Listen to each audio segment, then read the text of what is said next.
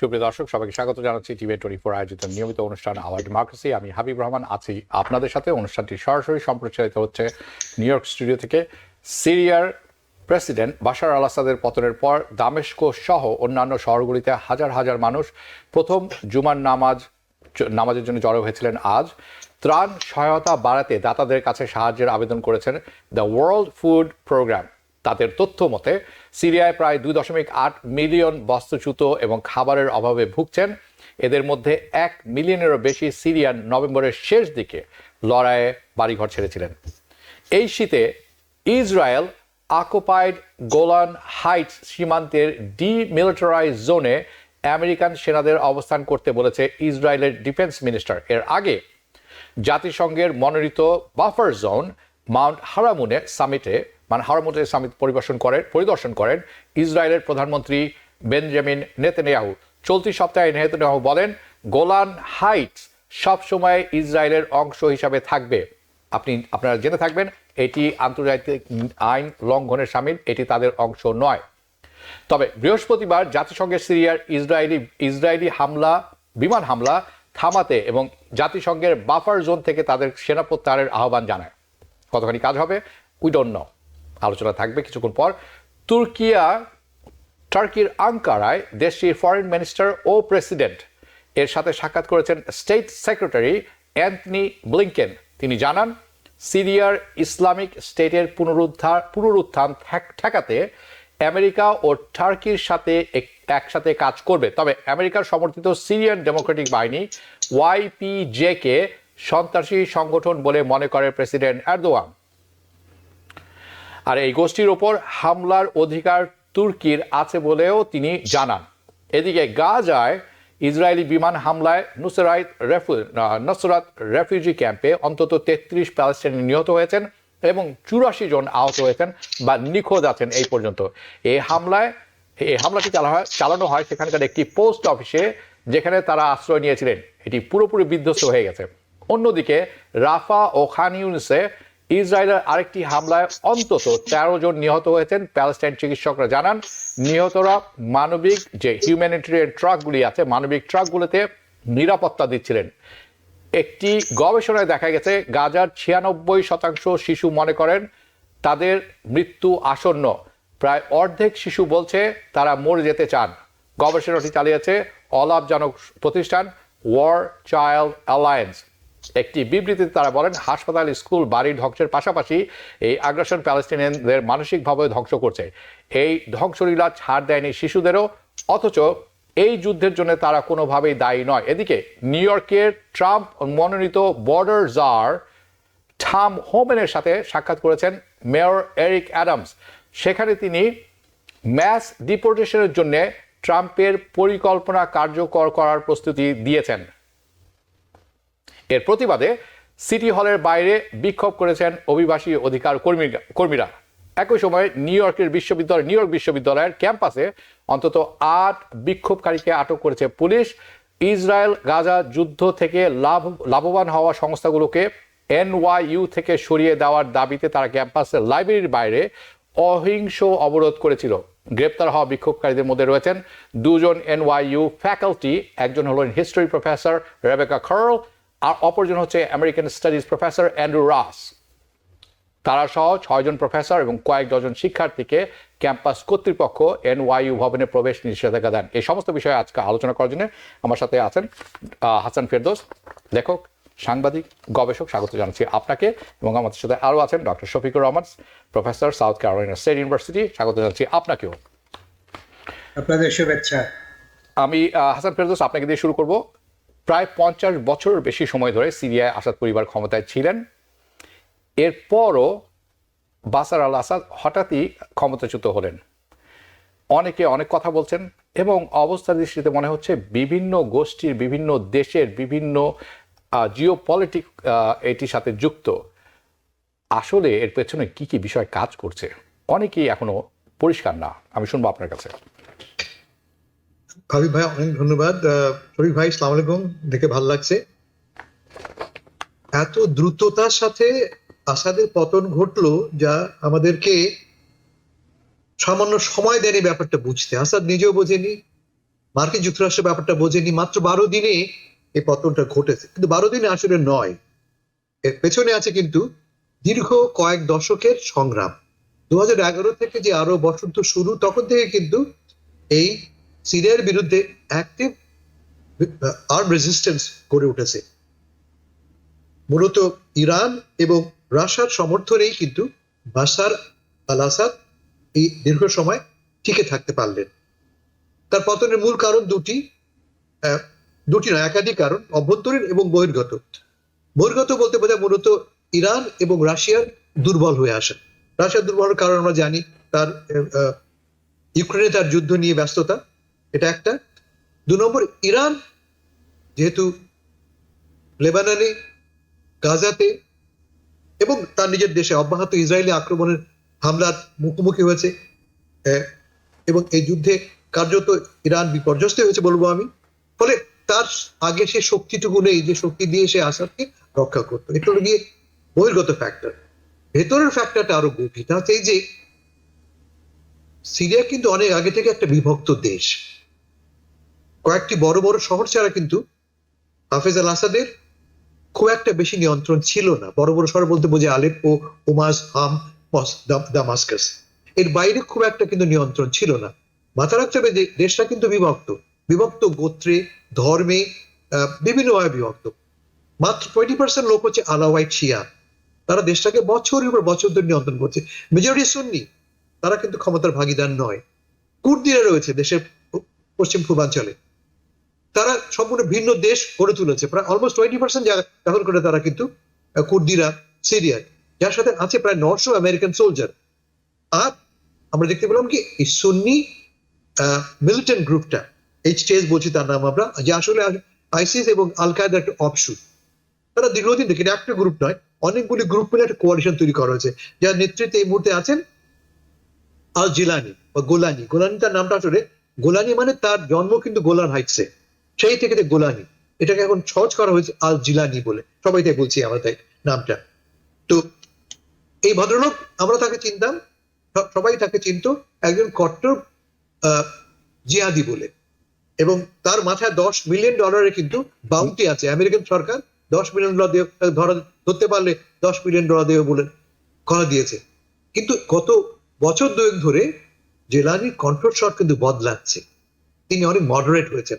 আমি জানি না আপনি দেখেছেন না, পিবিএস তার সাক্ষাৎকার নিয়েছে, American television, new York Times সাক্ষাৎকার। কিন্তু সেখানে তিনি বলছেন তিনি আর উম্মাতে বিশ্বাস করেন। উম্মান মানে সারা বিশ্ব ইসলাম ছড়াবে, সেই তত্ত্বে তিনি বিশ্বাস করেন না। তিনি চান সিরিয়াতেই একটা বহুজাতিক, বহু ধর্মীয় গণতান্ত্রিক ব্যবস্থা প্রতিষ্ঠিত হবে, মুখে বলছেন তিনি, এবং আমেরিকানরা অ্যাপারেন্টলি তাকে প্রমোটও করছে। আমরা এখন কি শুনতে পাচ্ছি যে এই ঘটনা, এই সিরিয়ার বাশার পতনের পরে 2টো পদক্ষেপ নেওয়ার কথা বলা হচ্ছে আমেরিকার পক্ষ থেকে। এক, আল জিলানির মাথায় যে $10 মিলিয়ন আছে, এই বাউন্টিটা প্রত্যাহার করা, এবং তার যে গ্রুপ এইচসিএস, তাকে আর নিষিদ্ধ ঘোষণা করা হবে না, এমন কথা ভাবা হচ্ছে। সিদ্ধান্ত এখন আসেনি, ডিপেন্ড করবে অনেকটা আমাদের ডোনাল্ড ট্রাম্প সাহেবের উপরে। তিনি নতুন নতুন আসছেন দায়িত্ব নিয়ে, তিনি বলেছেন যে তিনি চান না সিরিয়াতে মার্কিন হস্তক্ষেপ অব্যাহত থাকুক। সিরিয়ার ব্যাপার সিরিয়া নাক গলা, সিরিয়া হ্যান্ডেল করুক, তিনি বলেছেন। যদি এই কথা সত্য হয়, তাহলে যে 900 সৈন্য আছে এখন কুর্দি অঞ্চলে, তারা প্রত্যাহার করে নেবে। মিনওয়াইল যেটা ঘটেছে, যেটা সব সিগনিফিকেন্ট হচ্ছে যে মুহূর্তে ও কেন ঘটলো, আপনি বললেন কেন এই ঘটনাটা ঘটলো, এত দ্রুত কেন ঘটলো? মূল কারণ হচ্ছে গত 2 বছর ধরে সিরিয়ান আর্মিরা তাদের বেতন পাচ্ছে না, সোলজাররা তাদের বেতন পাচ্ছে না, নামমাত্র বেতন দিয়ে তারা টিকে আছে। আল জেলানি যেটা করেছে, এই রেজিস্টার শুরু করার সঙ্গে সঙ্গে ঘোষণা করেছে যে ভাই তোমাদেরকে আমরা অ্যামনেস্টি দিচ্ছি, মুক্তি, তোমাদের কোনো দায় থাকবে না, তোমরা আমাদের সঙ্গে যোগ দাও তোমরা। আমরা রওনা হচ্ছে দামাস্কের দিকে। আলেপ্পো পতনের পরে দেখলাম আমরা শয়ে শয়ে সিরীয় সোলজাররা তাদের ইউনিফর্ম খুলে অস্ত্র রাস্তায় ফেলে দিয়ে যোগদান করছে আর্মির সাথে। এটা প্রধান কারণ, ইমিডিয়েট কারণ এটা। আর অন্য কারণটা আমি আগে বলেছি, রাশিয়ার অক্ষমতা। রাশিয়া ডিফেন্ড করতে পারেনি হাফেজ আল আসাদকে, নিজেই সে ব্যস্ত তার যুদ্ধ নিয়ে। এই অবস্থায় ইসরায়েল যেটা করেছে, ইসরায়েল কিন্তু মুহুর্মুহু বোমা ফেলেছে সিরিয়ার উপরে। যুক্তিটা হচ্ছে যে আমরা চাই না, তারা ইসরায়েল বলছে যে আমরা চাই না যে সমস্ত কেমিক্যাল ওয়েপন্স আছে বা যে সমস্ত মারাত্মক অস্ত্র আছে সিরিয়ার, তা যেন কোনো জিহাদির হাতে না পড়ে, এই যুক্তিতে তারা বোমা ফেলছে। কিন্তু মূল লক্ষ্য হচ্ছে যাতে করে অবস্থাটা তার নিয়ন্ত্রণে থাকে, যাতে করে এই জিহাদিরা শক্ত না উঠতে পারে, যাতে করে কোনো ক্রমে ইসরায়েলের যে থ্রেট না হয়ে পড়ে, আর যাতে করে ইরান কোনো ক্রমে রিএন্টার না করতে পারে সিরিয়ার রাজনীতিতে। এই সমস্ত ফ্যাক্টরগুলি কম্বাইন করে আলটিমেটলি দেখলাম আমরা কি সিরিয়ার আসাদের পতন ঘটলো, তিনি ছুটলেন মস্কোতে। অনেকটা আমাদের দেশের মতো অবস্থা, কিন্তু আমাদের সরকারও 15 বছর, আমাদের হাসিনা সরকারও 15 বছর টিকেছিল এবং তিনিও বিদ্রোহের মুখে পড়ে বাক্স প্যাটরা নিয়ে ভারতে রওনা হয়েছেন। কিন্তু এখানে অবস্থা একটু ভিন্ন, এই অর্থে যে সিরিয়ার যে লড়াই অনেক দীর্ঘ লড়াই এবং এটা একটা সিভিল ওয়ার, এটা একটা ব্যাপার। আর আমরা তো একটা জাতি, একটা দেশ, এক ভাষাভাষী মানুষ। সিরিয়া তা নয়, অনেক ধর্মের, অনেক বর্ণের, অনেক গোত্রের মানুষ, তারা যুক্ত হয়েছে কিন্তু শুধুমাত্র একটা পয়েন্টে, তা হচ্ছে যে আসাদকে সরাতে হবে। যে মুহূর্তে আসাদের পতন ঘটলো তখন দেখবেন আপনি এরা আবার পুনরায় বিভক্ত হয়ে পড়বে। ফলে ইটস কোয়াইট লাইকলি যে সিরিয়া সম্ভবত একটা বিভক্ত দেশে পরিণত হবে। এক অংশ হবে তুরস্কের নিয়ন্ত্রণে, এক অংশ হবে ইরান এবং অন্যান্য আরব দেশের নিয়ন্ত্রণে, আর এক অংশ হয়তো আমেরিকান নিয়ন্ত্রণে চলে যাবে, আমরা জানি না। মিনওয়াইল যেটা বলেছি, আপনি যেটা বললেন, গোলান হাইটস আমরা দেখতে পাচ্ছি ঢুকে পড়েছে ইসরায়েল, বাফার জোনে ঢুকে পড়েছে, ট্যাঙ্কস নিয়ে তারা তৈরি হয়ে আছে, এবং ইসরায়েল যেখানে একবার ঢোকে ওরা কিন্তু আর ফেরে না। ফলে আমরা দেখতে পাচ্ছি যে ইসরায়েলের যে পুরনো স্বপ্ন লার্জার ইসরায়েল, সেই লার্জার ইসরায়েল গঠন করার প্রক্রিয়া শুরু হয়ে গেছে আসাদের পতনের ভিতর। জি, অর্থাৎ দ্য গ্রেটার ইসরায়েল যেটি আপনি বলছেন, তারা যেটি অনেক Syria, Iraq, turkey, even Saudi আরবের অংশ, জর্ডানের অংশ নিয়ে একটি বড় গ্রেটার ইসরায়েলের কথা বলে থাকেন, তারা সেই লক্ষ্যের দিকে আছেন। আপনি বলেছিলেন যে সিরিয়ার আর্মিরা বেতন পাচ্ছিলেন না। বেতন পাবেন কিভাবে? সিরিয়ার উপর আমেরিকান স্যাংশন, যে স্যাংশনের কারণে সিরিয়া একেবারে অকেজো হয়ে গিয়েছিল, বিকজ সুইফটের মাধ্যমে কোনো আদান প্রদান আপনি করতে পারবেন না, আপনাকে বন্ধ করে দেওয়া হয়েছে। সিরিয়ার যে রিফাইনারি আছে, অয়েল ক্ষেত্রগুলো আছে, সব হলো নর্থ ওয়েস্ট অর্থাৎ উপরের দিকে দেশের। সেটি আমেরিকা অনেক আগেই দখল করে নিয়েছে, আমেরিকার ঘাঁটি আছে সেখানে। সেখান থেকেও কুর্দি নিয়ন্ত্রণ, সেখানে কুর্দি নিয়ন্ত্রণ বা আমেরিকান নিয়ন্ত্রণ আসল কথা যেটি, এবং সেটির কারণে সেখান থেকে কোনো তহবিল তারা, অর্থাৎ অয়েল বিক্রি করে যে অর্থ আনা যায়, সেটিও তারা করতে পারছিলেন না।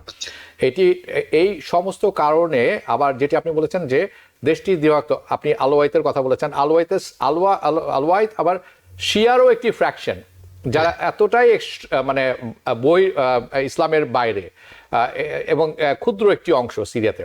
সুন্নি মেজরিটি আছে, কুর্দি আছে, খ্রিশ্চান আছে, অনেক ভাগ আছে এখানে। So it's a complex situation, এবং দেশটি তৈরি হয়েছে অযৌক্তিক একটি অংশ কুর্দি, একটি অংশ টার্কিশ, একটি অংশে আছে আরব, একটি অদ্ভুত মানে ম্যাপ। এখানে আরো বিশদ কথা বলা যেতে পারে, কিন্তু আমি আপনার কাছে আসবো। আপনি বেশ কয়েকটি কথা বলেছেন, আমার মনে হয় যে এটি পরিষ্কার হওয়া উচিত। আমি শফিকুর রহমান আপনার কাছে যাব। আমরা মোটামুটি বেশ শুনলাম সিরিয়ার কি কারণে পতনটা হলো, কী সব কারণে, আমিও কিছু বললাম, কিন্তু সিরিয়ার ভবিষ্যৎটি আসলে কি? অনেকেই বলছেন দেশটি এখন, হাসান ফেরদৌস বললেন দেশটি বিভক্ত হয়ে যেতে পারে। আসলেই কি তাই, নাকি আরেকটা আফগানিস্তান দেখতে পাচ্ছি আমরা এখানে? এটা দুটোই সম্ভাবনা রয়েছে। আরেকটা আফগানিস্তান যে হবে না এমন কোনো গ্যারান্টি নাই, কারণ এই যে 3-4 রকম মানে গ্রুপ রয়েছে ওখানে, প্রত্যেকটার ইডিওলজি এবং তাদের ধর্ম, এবং এখানে আইসিস রয়েছে, আইসিসের একটা বড় গ্রুপ এখানে, তারা ফোর্স করার চেষ্টা করে, যারা এখন ইসরায়েল যেটা বলছে যে ওখানে আইসিস, এবং আমেরিকানরা যেটা বলছে যে ওখানে আইসিসের যেন কোনো রকম বেস বা না থাকে, সেই জন্য ইসরায়েল কন্টিনিউয়াস বম্বিং করে চলেছে। ইসরায়েল গত 7-8 দিনে প্রায় 500 জায়গায় বম্বিং করেছে। এখন সিরিয়াকে একেবারে সম্পূর্ণভাবে ইনভ্যালিড করে দেবে এই বম্বিং, এবং এত অস্ত্র, তাদের কোনো পাওয়ার থাকবে না, মানে রিয়েল পাওয়ার, মিলিটারি পাওয়ার এবং অর্থনৈতিক পাওয়ার এবং পলিটিক্যাল প্রসেসে যাওয়ার জন্য যে ইচ্ছা, এই যে গ্রুপগুলো রয়েছে, এই গ্রুপগুলো তো বেশিরভাগই ধর্মীয়, তারা সত্যি সত্যি কোনো গণতান্ত্রিক ভোটিং প্রসেসে যাবে কিনা এবং গণতান্ত্রিক প্রসেস ফলো করবে কিনা সেটা আমরা এখনো জানি না। সেই জন্য এটা আফগানিস্তান হবে না মনে হয়, কারণ এটা ইসরায়েলের এত কাছে, ইসরায়েল অতখানি ওই পর্যায়ে যেতে দেবে না, বা আমেরিকানরা অত মানে কন্ট্রোলে আসতে দেবে না। এখানে আরেকটা বড় ফ্যাক্টর হচ্ছে টার্কির একটা বড় রকম ইন্টারেস্ট এখানে রয়েছে। এখন টার্কি সরাসরি ভাবে, এবং তারা অলরেডি বলেছে যে এই যে আমরা যেসব পলিটিক্যাল গ্রুপের কথা মানে বিদ্রোহী গ্রুপের কথা বলছি, তার ভেতরে একটা গ্রুপকে তো টার্কির একেবারে দিন রাত তারা সাহায্য করে চলেছে। এখন সরকারে কি হবে এবং সরকারটা কোথায় হবে, কিভাবে হবে, এটা কি একটা সেন্ট্রাল সরকার থাকবে নাকি অনেকগুলো প্রভিন্স আকারে অনেকগুলো ডিফারেন্ট অর্গানাইজেশনকে, ডিফারেন্ট গ্রুপকে অর্গানাইজ করে দেবে, এবং সেখানে আমেরিকার ভূমিকা, টার্কির ভূমিকা, ইসরায়েলের ভূমিকা কি থাকবে, এটা একটা বড় রকম। আপনারা যদি ম্যাপ দেখেন, এই ম্যাপে দেখবেন যে এর পাশে জর্ডান, এর পাশে ইরাক, এর পাশে ইসরায়েল। এটা এমন একটা ইম্পর্টেন্ট ইন্টারেস্টিং এরিয়া। একদিকে লেবানন, একদিকে টার্কি। কাজী এটার যে একটা জিওগ্রাফিক্যাল, পলিটিক্যাল, কালচারাল একটা বড় রকম মানে ইস্যু আছে। এটা কি হবে, এটা আমার কাছে মনে হয় যে আফগানিস্তান হবে না, কিন্তু এটা পলিটিক্যাল প্রসেসের একটা তাড়াতাড়ি যাবে বলে আমার মনে হয়। এটা অনেক কনফ্লিক্ট হবে, বিভিন্ন রকম। এখন কে কাকে আর্মস দেবে, টার্কি কতটুকু ইনফ্লুয়েন্স করবে, ইসরায়েল কতটুকু আসবে। ইসরায়েলের যেটা একটু আগে ফেরদৌস সুন্দর বলেছেন যে তাদের যে মানে এক্সপ্যান্ড করা যে থিওরি, আমরা গাজায় দেখেছি ইসরায়েল অলরেডি গাজা নিয়ে নিয়ে, এটা যে ফিরবে বলে আমার মনে হয়। লেবাননের অনেক অংশ তারা নিয়ে নিচ্ছে, অথবা নেগোসিয়েট করে এমন ভাবে তারা আর কি তাদের ইসরায়েলি আর্মি রেখেছে, ডিফারেন্ট আইডিএফ রেখেছে যে ওরা ওখানে আর আসতে পারবে। এখন এই দিকটায় যদি সিরিয়ান সাইডটায় আগে ছিল না এতখানি, একটা ভয় ছিল যে ইরাক, ইরান এবং রাশিয়া হয়তো মানে কোনো রকম ভাবে এটাকে ডিফেন্ড করবে, কিন্তু রাশিয়া যখন যুদ্ধ করে ফেলেছে তখন এটা ইসরায়েলের জন্য একটা পরিষ্কার মানে পথ হয়ে গেছে ওই পুরো এরিয়া থেকে। কাজী ওখানে ইসরায়েল এবং টার্কি দুদেশই চেষ্টা করবে একটা ডেমোক্রেটিক প্রসেস আনার জন্য তাদের নিজেদের, কারণ এখানে যদি বিভিন্ন গ্রুপে মারামারি হয় এবং এটা আফগানিস্তানে পরিণত হয়, তাহলে এই দুদেশের জন্য কোনো একটা ভালো বলে আমার মনে হয়। জি, ধন্যবাদ আপনাকে। হাসান ফেরদৌস, আপনি কিছুক্ষণ আগে বলছিলেন যে ট্রাম্প বলেছেন সিরিয়া নিয়ে তার কোনো মাথা ব্যথা নেই, এই যুদ্ধ আমেরিকার নয়।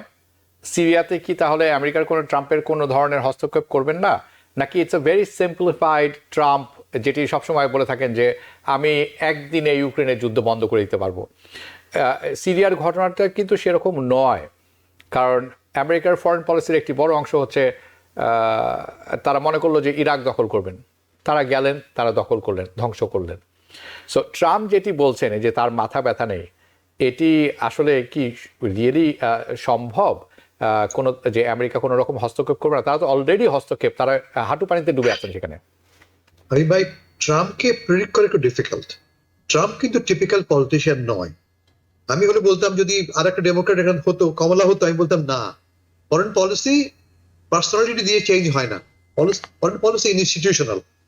কিন্তু ট্রাম্প যেহেতু একটা সম্পূর্ণ ভিন্ন মানুষ, তিনি খুব হুইমজিক্যাল, তার নিজের পছন্দ মতো তিনি সিদ্ধান্ত গ্রহণ করবেন। যেমন ধরা যাক পশ্চিম ইউরোপের সঙ্গে তার সম্পর্ক, নেটো নিয়ে তার যে অবস্থান, রাশিয়ার সঙ্গে তার যে অবস্থান, যা সম্পূর্ণই আমেরিকান পলিটিক্যাল অর্থোডক্সের সম্পূর্ণ বিপরীত তার অবস্থান। ফলে ট্রাম্পকে প্রেডিক্ট করা খুব ডিফিকাল্ট। যেটা আমরা বলতে পারি অলমোস্ট ডেফিনেট হচ্ছে যে ট্রাম্পের সময় ডেফিনেটলি আমেরিকান সোলজার আর সেখানে যাবে না, অর্থাৎ আমেরিকান বুটস থাকবে না অন দ্য গ্রাউন্ড।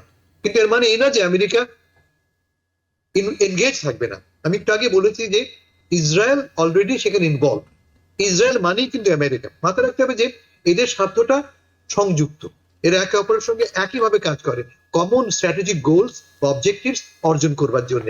তাদের অবজেক্টিভটা কি? মূলত এই অঞ্চলে ইসরায়েলের প্রতিপক্ষ হয়ে না উঠতে পারে কেউ তা নিশ্চিত করা। প্রতিপক্ষ বলতে মূলত কি বোঝায়? আর তো কেউ বাকি নেই, সবাইকে তো নিঃশেষ করে দেওয়া হচ্ছে। বাকি আছে একমাত্র ইরান। ইরানকে নিঃশেষ করা, রেজিম চেঞ্জ বলুন আর ইরানের ইকোনমি ধ্বংস করা বলুন, তা হচ্ছে মূল টার্গেট। ফলে এই টার্গেট পূরণ করবার জন্য ইসরায়েল এবং আমেরিকা, ট্রাম্প এবং নেতানিয়াহু হাতে হাত মিলিয়ে কাজ করবে, এ ব্যাপারে কোনো সন্দেহ নেই।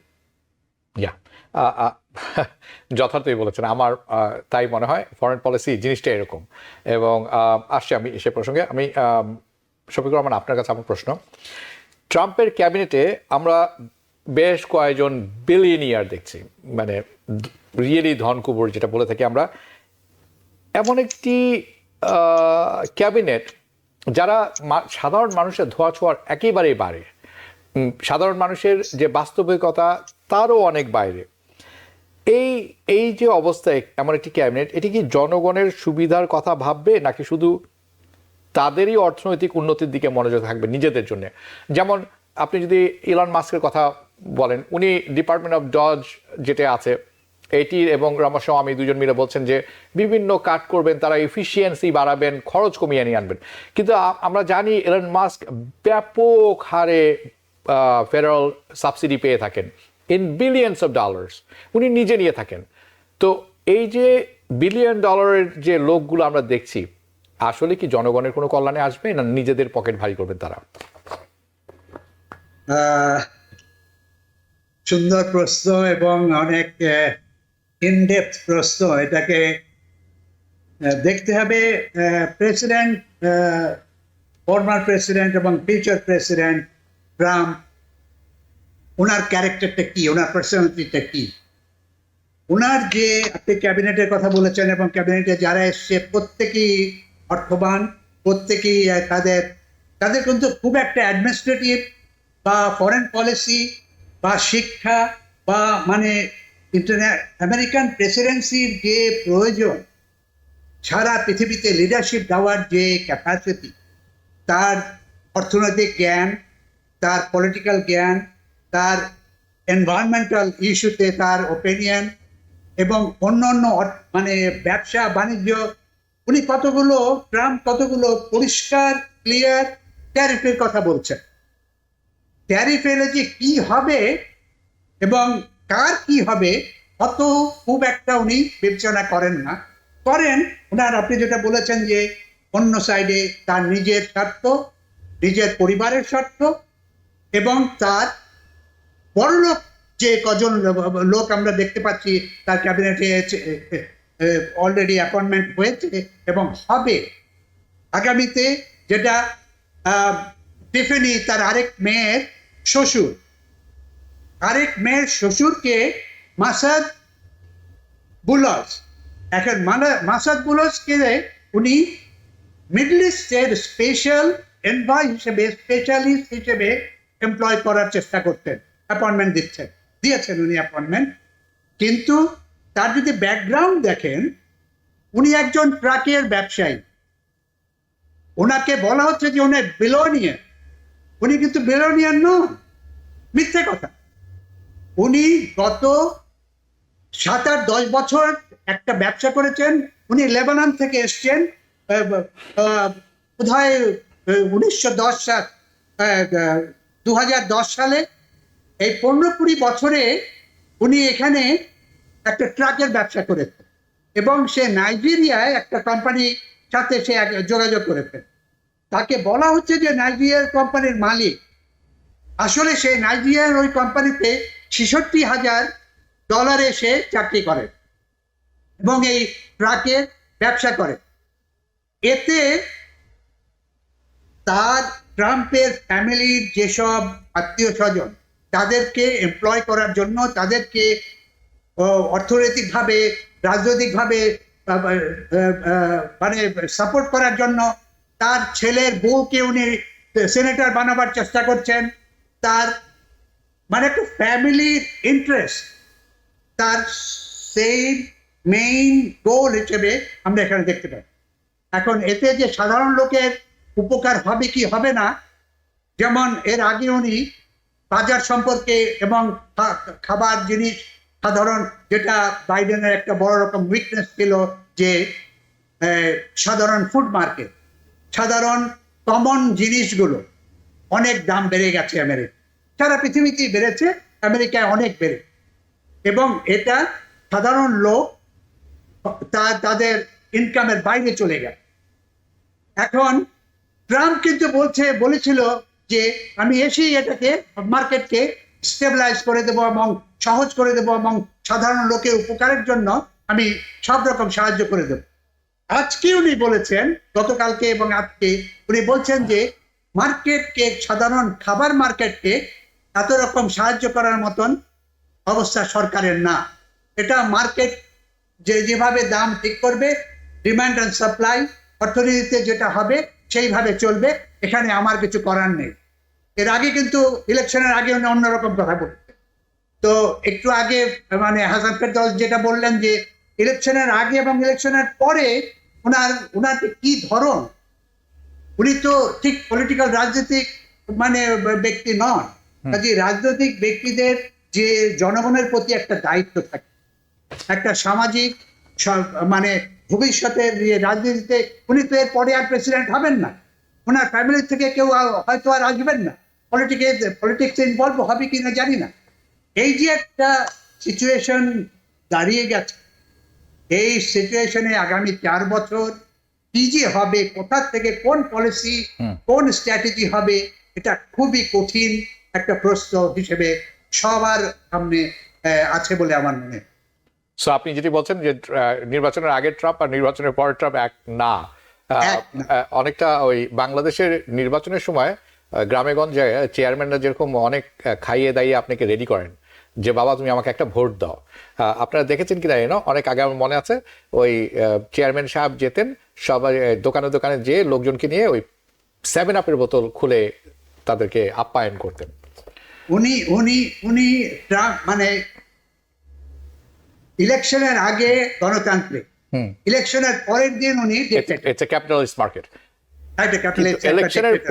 ইলেকশনের পরে যখন ওই লোকগুলো ওই চেয়ারম্যানের কাছে গেলেও তিনি জয়ী হওয়ার পরে, তখন ওই খোলার পরে ওই সেই ঝাঁজটা বের হচ্ছিল না। তো লোকগুলো জিজ্ঞেস করলো যে ভাই এই ইলেকশন আগে ফুস করতো এটা খোলার সময়, এখন করে না কেন? তো উত্তর হলো এটা ইলেকশনের আগেই করে, পরে আর করে না। there is a moral to this story, হয়তো আরেকদিন বলবো। আমি একটু নিউ ইয়র্কে ফেরত আসবো। হাসান ফেরদৌস, আমি আপনার কাছে যাচ্ছি। আমাদের এখানে মেয়র সাহেব বলেছেন, এরিক অ্যাডামস, যে উনি এরিক অ্যাডামসের কথা বলছি, উনি সিজার যাকে নির্ধারণ করা হয়েছে হোমেন, তার সাথে কাজ করবেন এবং আনডকুমেন্টেড যে ইমিগ্রেন্ট আছে তাদেরকে উনি ওনার যে কথাটি সেটা হচ্ছে এরকম যে আমি এখন এইটা ট্রাম্প প্রশাসনের সাথে কাজ করব, আমার আগের কথায় যা বলেছি এটা ঠিক নেই, আমি এখন এই ইমিগ্রেন্টের এই দায়িত্ব নিব না, এদেরকে বিদায় করব। এটি আপনি কিভাবে দেখছেন, কিভাবে হলো এটি তো 180 ডিগ্রি টার্ন এরিক অ্যাডামসের অবস্থান থেকে। তার আগে একটু মন্তব্য করি আগের প্রশ্নের ভিত্তিতে। অবশ্যই আমরা যেভাবে যত দ্রুত ট্রাম্পকে ডিসমিস করছি, অতটা ডিসমিসিভ তিনি নন। ভুলে যাবেন না লোকটি প্রায় 8 কোটি ভোট পেয়েছেন, আমাদের ভোট পেয়ে তিনি নির্বাচিত হয়েছেন। তো we should at least respect করে জন্য এই ভোটদাতাদেরকে, দায়িত্ব আমাদের আছে, আমরা আগেও বলেছি, আমরা সমালোচনা করব, কিন্তু we must give him the chance also, we must give him the opportunity also. কি করতে চান না দেখি তাকে আমরা ডিসমিস করব, এটি বোধ করি খুব বুদ্ধিমানের কাজ নয়।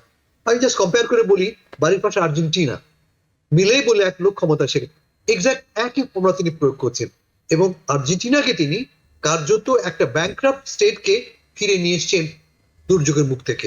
তার মানে হতেও পারে, আমরা জানি না। আমি অন্ততপক্ষে বলবো যে let's give him a chance. And nobody trusted Milley. Nobody trusted him before. But he is succeeding. I know. That's the problem. I know. That's the issue. He is succeeding. And I know. Hence the problem. Trump succeed করবে না, আমরা যেভাবে বলছি যে Trump আমাদের শুধুমাত্র বড় লোকের কথা শুনবে, তা নাও হতে পারে, কারণ গরিবরাই কিন্তু তাকে ভোট দিয়েছে, গরিবরাই তাকে ভোট দিয়েছে এবং গরিবদের স্বার্থ রাখবেন না এই একদম অফ হ্যান্ডেডলি আমরা ডিসমিস করছি, এটা বোধহয় খুব একটা ওয়াইজ। হাসান ফেরদৌস, আপনি খুব একটা মজার কথা বলেছেন। এই যে আপনি কথাটি এখন বললেন, এটি অনেকখানি, আচ্ছা, গিভ হিম এ চান্স, সোজা ভাষায় বলতে গিভ হিম এ চান্স, তারা don't decide before you see the game. এখন আপনি নিশ্চয়ই জানেন যে MSNBC, Young Turks, they took a big hit, দুটি, কারণ তারা এই ধরনের নমনীয় কথা বলেছেন অথবা প্রশংসা করেছেন ট্রাম্পের ক্ষেত্রে। বিপুল পরিমাণ ভিউয়ার্স কিন্তু তারা হারিয়েছেন বেশ কিছুদিন ধরে। আমি এই প্রসঙ্গে এখন যেতে চাই না, শুধু বলে রাখলাম, কারণ এটিও একটি আলোচনার বিষয়। আমার যে অরিজিনাল প্রশ্নটি যেটি করেছিলাম সেখানে আপনি যেতে পারেন এখন। আমি না, হাসান, তার আগে আমি একটু শিওর। আমি একটা 30 সেকেন্ড, আমি যেটা বলতে চাচ্ছিলাম যে ওনার যে আগের এবং পরের ওনার যে ভোটার, সেই ভোটাররা কিন্তু সাধারণ গরিব ভোটার। আপনি বলেছেন যে অনেকেই ভোট দিয়েছে, এটা সত্যি। আমি আমাদের আশেপাশে আমি অনেক রিপাবলিকান ভোটারের সাথে কথা বলেছি, দেখেছি তারা গরিব, তারা ওয়ার্কার, তারা মিস্ত্রি, তারা এখানে কাজ করে, ওখানে কাজ করে। অনেকে তারা সোশ্যাল সিকিউরিটির উপরে, সোশ্যাল ওয়েলফেয়ারের উপরে করে, সাদা ভোটার। কিন্তু তারা ট্রাম্পের এই মানে স্ট্র্যাটেজি কতটুকু বেনিফিট পাবে তারা ইন্টারেস্টেড না। তারা ট্রাম্পকে চান, তাতে তাদের অর্থনৈতিক বেনিফিট হোক আর না হোক। ভেরি ইন্টারেস্টিং সাইকোলজিক্যাল থিঙ্কিং, মানে নিজের পায়ে নিজে কুড়াল মারার মতো ঘটনা। কিন্তু আমি এখন এর চেয়ে আগ বাড়িয়ে বলবো না, কারণ ওই যে বলে না, খেলা এখনো বাকি আছে, তো আমাদেরকে দেখতে হবে, অপেক্ষা করতে হবে। জাজমেন্টাল হওয়ার এই মুহূর্তে প্রয়োজন নেই, উনি এখনো ক্ষমতাই গ্রহণ করেননি। হাসান ফেরদৌস, আপনি আপনার অরিজিনাল প্রশ্ন ফেরত যেতে পারেন। তো মূল ব্যাপারটা একটু আপনি একটা মিস ইন্টারপ্রেট করছেন। কিন্তু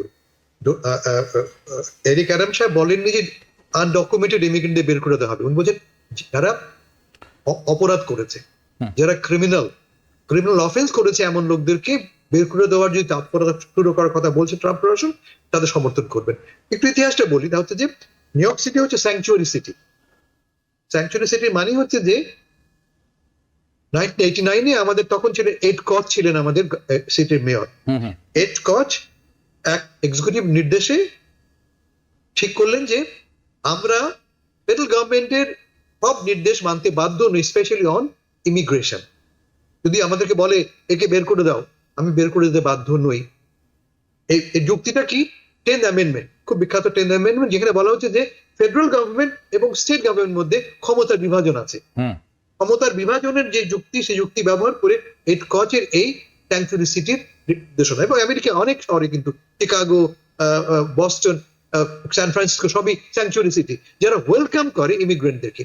এখন যেটা ট্রাম্প যেটা বলছে, এবং এটা খুব আনইউজুয়াল কিছু নয়, তা হচ্ছে যে চিহ্নিত প্রমাণিত ক্রিমিনালদেরকে বহিষ্কার করবো আমরা সবার আগে, অন্যদেরকে করবো আমরা।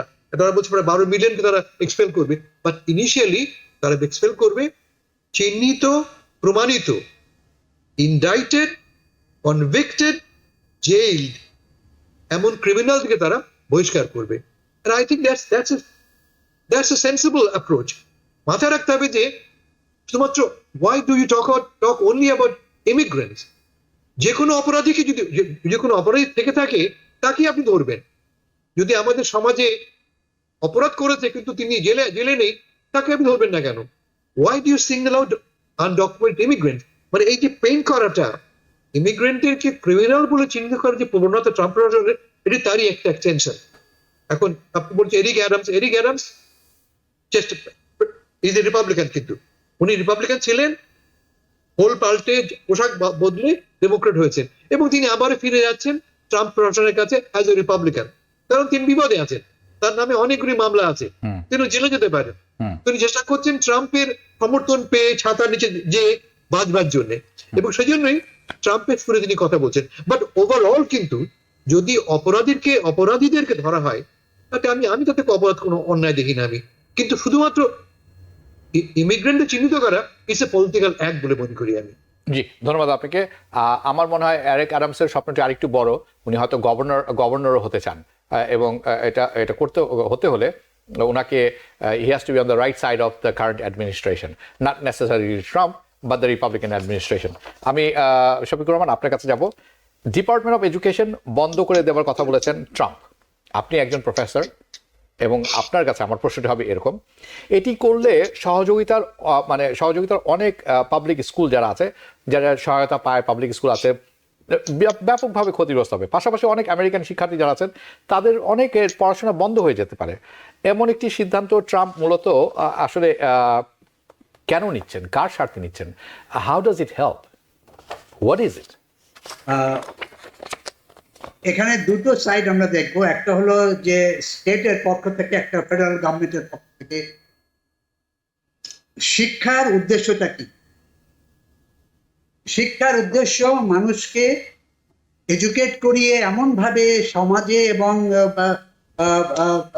রাজনৈতিক, পলিটিক্যাল, ইকোনমিক ব্যবস্থায় পার্টিসিপেট করার স্কিলগুলো ডেভেলপ করিয়ে দাও, যেন একটা ভদ্র সমাজে তারা মেম্বার হতে পারে, এবং নতুন নতুন জিনিস আবিষ্কার করা, এবং নতুন নতুন জিনিস আবিষ্কার করে মানুষের এবং সারা বিশ্বের, দেশে এবং সারা বিশ্বের মানুষকে উপকার করে।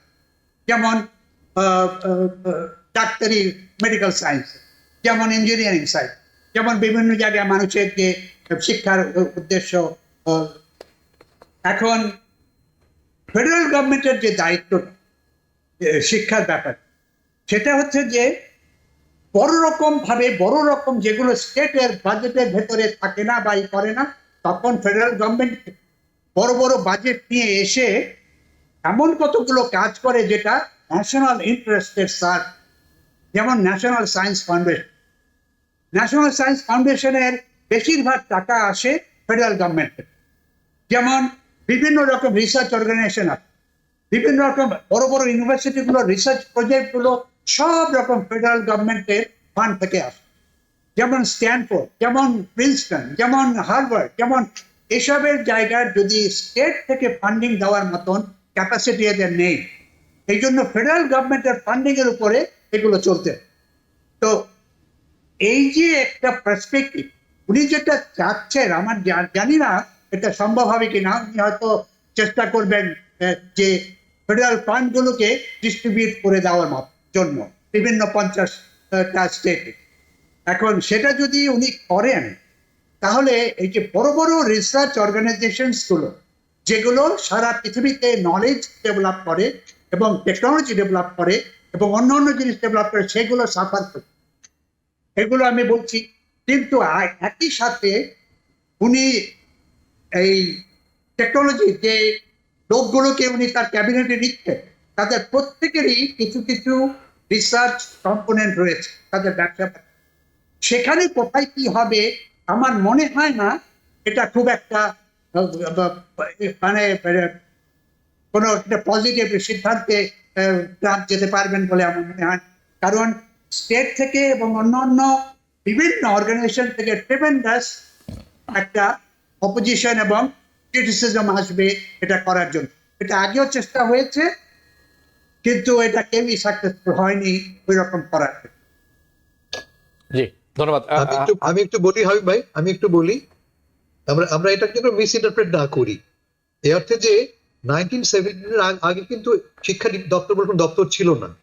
শিক্ষা দপ্তর এস্টাবলিশ 1979-এ। তার আগে কি আমেরিকার লোক লেখাপড়া করেনি? আগে আমেরিকা লেখাপড়া কি বন্ধ ছিল? না।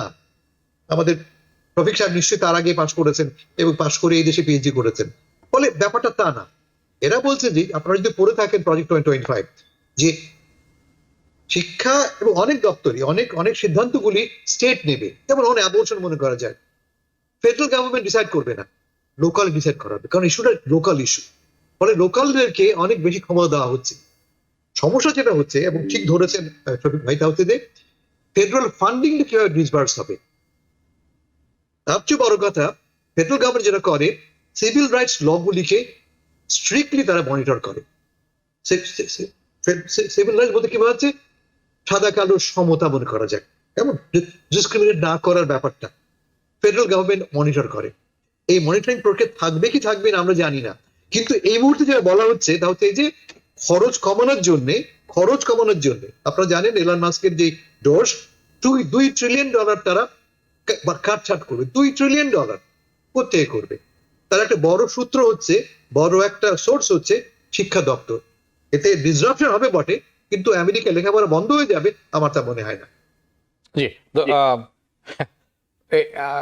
হাসান ফেরদৌস, আপনি কয়েকটি এমন কথা মনে করেন, হঠাৎ করে আমার অনেক কিছু মনে পড়ে যায়। শিক্ষা দপ্তর যে ছিল না, আমি ভুলেই গিয়েছিলাম। 79, 78, দিজ আর ইম্পর্টেন্ট টাইম। কারণ 78-এর পরবর্তীতে খরচ যেটি ছিল স্টুডেন্টদের, 80% ব্যয় করতো স্টেট অ্যান্ড ফেডারেল, যার পড়াশোনার খরচটি, সেটি 78 সালের পরবর্তীতে ব্যাপক হারে পরিবর্তন হয়ে উল্টে গেছে। উল্টে এখন স্টুডেন্টরাই 80% দেন, 20% ফেডারেল স্টেট থেকে আসে। এনিওয়ে, আরেকটি কথা বলেছেন, Ed Koch 1989 mayor of New York, Queensboro bridge, যার নামে নাম করা হয়েছে পরবর্তীতে এড কাজ ব্রিজ। তারপরে মনে হয় ডাঙ্কিন ছিলেন, David Dinkins, one of the worst. I am just kidding, true. But আমি একটু প্রসঙ্গের পরিবর্তন করতে চাই, কারণ এডুকেশন অনেক কথা বলেছেন, এটি কথা বললে আজকে সারা রাত পার হয়ে যাবে, কারণ টপিকটাই সেরকম বিস্তৃত। আমি মূলত চেষ্টা করছি একটু আলো দেখতে, চারদিকে অন্ধকার, তো একটু আলো পাওয়া যায় কিনা আমি আলো খুঁজছি একটু। সেটা কি ট্রাম্প দিতে পারবে আলো, আপনার মনে হয়? না, এবং আমাকে তো পাস করতে হবে, বাঁচতে হবে, আপনাকে বাঁচতে হবে, আমাদেরকে বাঁচতে হবে। এই আলোটা যাতে সাদা হয়, সেটি যাতে রঙিন অরেঞ্জ কালার না হয়ে যায়, সেটি একটি দেখার বিষয়। I know it's cynical, but it's a fact. ঠিক আছে, আশাবাদী হওয়া ভালো, কারণ পজিটিভিটি ব্রিংস পজিটিভিটি, এবং সেটি হওয়া উচিত। ট্রাম্প তো চাইনিজ প্রেসিডেন্টকে ইনভাইট করেছেন তার ইনগরেশনে আসার জন্য।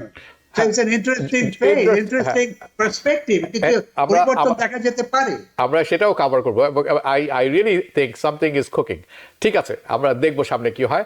আমি একটু প্রসঙ্গের প্রতি পরিবর্তন করবো, বাংলাদেশ প্রসঙ্গে যাব। হাসান ফেরদৌস, আপনার কাছে একটি প্রশ্ন। বাংলাদেশ ফরেন অ্যাডভাইজার মোহাম্মদ তৌহিদ হোসেনের সঙ্গে সাক্ষাৎ করেছেন ভারতের foreign secretary Vikram Misri.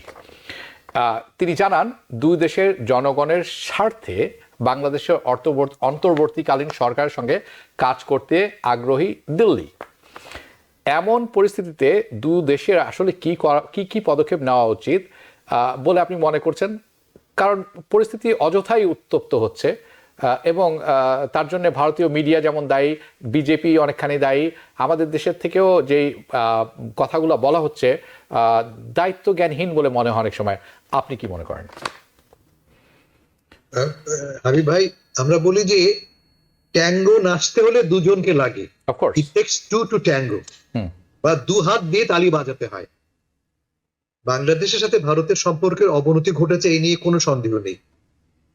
Television খুললেই আপনি শুনতে পারবেন এই পারেও ওই পারেও একে অপরকে আক্রমণ করে কথা বলা।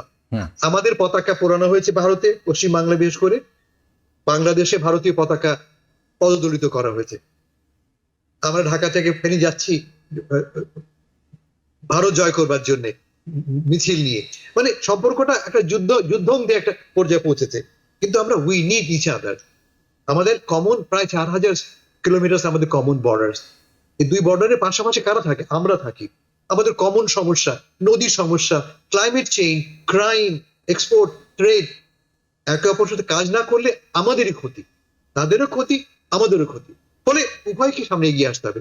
প্রবলেমটা কি? এখন দুটো প্রবলেম আমরা চিহ্নিত করেছি। ওরা বলছে, ভারত বলছে যে বাংলাদেশে সংখ্যালঘুরা নির্যাতিত। আমরা বলছি ভারতে বসে আমাদের প্রাক্তন প্রধানমন্ত্রী আমাদের বিরুদ্ধে কুৎসা রটনা করছে, ষড়যন্ত্র করছেন, এবং দুটি সত্যি ঘটনা, দুটি কিন্তু মিথ্যে নয়। বাংলাদেশে যে সংখ্যালঘু নির্যাতন হয়েছে এ কথা আমাদের সরকার স্বীকার করেছে। যেমন তারা বলেছে যে জুলাইয়ের 15 থেকে 5ই আগস্ট পর্যন্ত 80টি ঘটনা ঘটেছে, 77টি মামলা হয়েছে, 70টি মামলা হয়েছে তারা বলেছে। তার মানে আমরা অ্যাডমিট করে নিচ্ছি হ্যাঁ আমাদের ঘটেছে ভাই, কিন্তু আমরা ব্যবস্থাও নিয়েছি। We have taken action to prevent future occurrences. এটা একটা। তো তুমি কি নিয়েছো ভারত? তুমি কি ব্যবস্থা নিয়েছো? আমার যে অভিযোগ, তোমার মাটিতে বসে আমার প্রাক্তন প্রধানমন্ত্রী ষড়যন্ত্র করছেন। What have you done to prevent it? Nothing. তুমি কিছু করোনি এখনো। বলে তোমাকে, আমি বললাম একটু আগে, নাচতে হলে দুজনকে মাঠে নামতে হবে, হাততালি দুজনকে দিতে হবে। তো আমি অ্যাকশন নিয়েছি, তোমাকেও তো অ্যাকশন নিতে হবে। তোমাকেও বুঝতে হবে যে আমাদের দুজনকে একসাথে কাজ করতে হবে যদি আমরা কমন গোল অ্যাচিভ করতে চাই আমরা। ফলে আমি বলবো যে আলোচনাটা হয়েছে, that was a very good first beginning, first few step. এখন এটাকে ত্বরান্বিত করতে হবে, এগিয়ে নিতে হবে। দায়িত্বটা উভয়েরই, কিন্তু আমাদেরও ওদেরও। আমরা আমাদেরটা করেছি, now is the time for them to act, let's wait and see. Hasan Ferdous, Shafiqur Rahman, আপনাদের দুজনকে অসংখ্য ধন্যবাদ। আরও অনেক কথা বলার ছিল, প্রশ্ন ছিল, আলোচনার বিষয় ছিল অত্যন্ত গুরুত্বপূর্ণ সব কয়টি, কিন্তু আমরা সময়ের স্বল্পতার কারণে সেটি আর আজ করতে পারছি না। আমি আপনাদের দুজনের কাছ থেকে বিদায় নিব। আপনারা দুজনই ভালো থাকবেন। আপনাদের সবাইকে ধন্যবাদ। ধন্যবাদ। দর্শক, আপনারা যারা এতক্ষণ অনুষ্ঠানটি দেখছিলেন, আশা করি অনুষ্ঠানটি ভালো লেগেছে। আপনারা সিরিয়ার কথা শুনলেন অনুষ্ঠানের শুরু থেকে শেষ পর্যন্ত। সিরিয়া গাজা যেটি হচ্ছে, এই অংশ দেখে অনেকেরই প্রশ্ন হতে পারে হচ্ছে কি। সিরিয়া পতন ঘটেছে, বিদ্রোহীরা দখল নিয়েছে, এটি বেশি দিন টিকবে না। একটি অংশ চলে যাবে ইসরায়েলের অংশে, একটি অংশ চলে যাবে, দখল চলে যাবে টার্কির কাছে, আরেকটি অংশ কার কাছে যাবে আমি জানি না। সেখানে হয়তো আমেরিকান সোলজাররাই বহাল থাকবে, তাদের নিয়ন্ত্রণেই থাকবে, তারা হয়তো সেখানে ঘাঁটি বানাবেন। একই পরিণতি ঘটতে যাচ্ছে কবে আমি জানি না, লেবাননে। তারপর সেটি হতে পারে জর্ডানে। কিন্তু কেন? এটির উত্তর দিতে হলে ব্যাপক আলোচনার প্রয়োজন আছে। সেটি করব সামনের সময়। চোখ রাখবেন টিভিএনের পর্দায়। যে যেখানে থাকবেন ভালো থাকবেন, সুস্থ থাকবেন। বিদায় নিচ্ছে এখনকার মতো। শুভরাত্রি। টিভিএন 24 টেলিভিশন দেখতে আজই কল করুন 7187776556। লগ ইন করুন www.totalcablebd.com। নিউ ইয়র্ক থেকে সম্প্রচারিত টিভিএন 24 টেলিভিশন বিশ্বজুড়ে বাঙালির কণ্ঠস্বর।